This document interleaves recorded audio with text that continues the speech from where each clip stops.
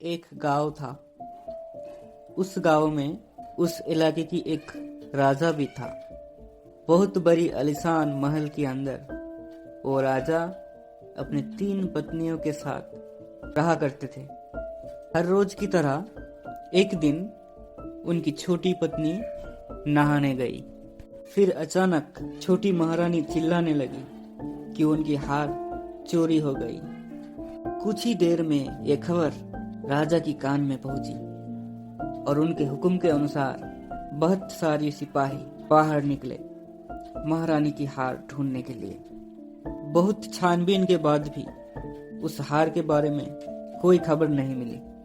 उसके बाद राजा के हुक्म के अनुसार उनकी सिपाहियों ने पूरे राज्य में घोषित कर दिए, अगर कोई आदमी महारानी की हार चुराया भी है तो जल्द से जल्द राज दरबार में आकर स्वीकार कर लीजिए, वरना अगर और छानबीन के बाद किसी के घर में वो मिल जाए तो उसको बहुत बड़ी सजा दी जाएगी।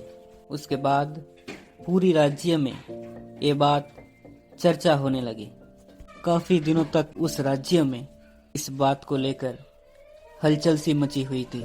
फिर एक दिन सिपाहियों ने ढूंढते ढूंढते एक गरीब आदमी की झोपड़ी से वो हार ढूंढ निकाले। हालांकि उस झोपड़ी में कोई इंसान नहीं थी, लेकिन फिर भी वह खबर जब राजा के पास पहुंची तब राजा बहुत क्रोधित हो गए और गुस्से में उनके सिपाहियों को वह झोपड़ी जलाने की आदेश दे दिए। राजा के हुक्म के अनुसार सिपाहियों ने वह झोपड़ी जलाकर राख कर दिए। कुछ दिनों बाद एक आदमी उनकी परिवार समेत राजा की कैद से बाहर निकले और उनके घर की ओर निकल पड़े। वहां पहुंचते ही वह आदमी चिल्ला चिल्ला कर रोकने लगे, हाय हाय, ये क्या हो गया? कौन मेरा घर जलाकर चला गया? उन लोगों की रोना सुनकर आसपास के लोग वहां पर भीड़ लगा दी और उन लोगों ने बताया, राजा की सिपाहियों ने महारानी की खोई हुई हार आपकी झोपड़ी से ढूंढ निकाले हैं, इसीलिए राजा के हुक्म के अनुसार आपकी झोपड़ी जला दी गई है। तब वह आदमी ने उन लोगों को रो रो कर बताए, मैं 6 महीने तक राजा की कैद में परिवार समेत बंदी था, तो भला हम कैसे चोरी कर सकते हैं? तब वह आदमी और आसपास के कुछ लोग मिलकर राजा के दरबार में पहुंचे और यह बात राजा को बताए। तब राजा ने यह बात सुनकर कुछ देर तक खामोश होकर बैठे थे और सोच रहे थे कि यह चोरी आखिर किया किसने। तब राजा ने वह आदमी को बताया कि चिंता ना करे, मैं एक नए घर आपके जगह पर बनवा दूंगा और 1 साल तक कपड़ा और खाना पीने का बंदोबस्त भी कर दूंगा। लेकिन अब सोचने वाली बात यह है कि वह हार चुराया किसने था। कुछ दिन बीत गए।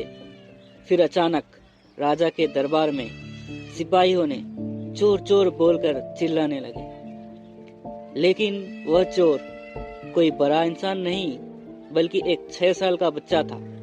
फिर उसको पूछताछ के बाद पता चला कि वह बच्चा राजा की सेनापति का ही बेटा है। राजा ने ये बात सुनते ही तुरंत उसने सेनापति को दरबार में बुलाया और यह बात उनको बताया गया।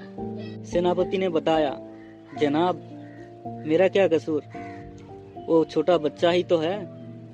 राजा ने और क्रोधित होकर चिल्ला चिल्ला कर सेनापति को डांटे और बोले, कैसी संस्कार दी है आप अपनी बच्चे को? सेनापति ने हाथ जोड़कर बोले, हमको माफ कर दीजिए जनाब, आगे से ऐसा नहीं होगा और मैं अपने बच्चों को भी शासन करूंगा और अच्छी संस्कार दिलाऊंगा। उस वक्त राजा ने उसे माफ तो कर दिए थे, लेकिन उस पर राजा को काफी शक हो चुके थे। फिर राजा ने एक दिन उस बच्चों को अकेले में बुलाए और ढेर सारी खिलौने देने की लालच दिखाकर पूछताछ करते हुए कहा, क्या तुम इससे पहले भी कुछ चोरी किए हो? खिलौने की लालच में वो बच्चा सब कुछ उगल दिया और बोला कि वो इससे पहले भी बहुत कुछ चोरी किया है। बातों बातों में वो बच्चा ये भी बताया कि वह महारानी का हार भी चुराया था। तब राजा ने पूछा, बेटा तुम क्यों करते हो ये सब? वह बच्चा ने जवाब दिया, मेरी पिताजी ने ही तो कहा है, जब कोई मौका मिले कोई भी कीमती चीज चुपचाप से चोरी करके ले आना। तब राजा ने सब समझ गए आखिर राज्य में चोरी क्यों हो रही थी।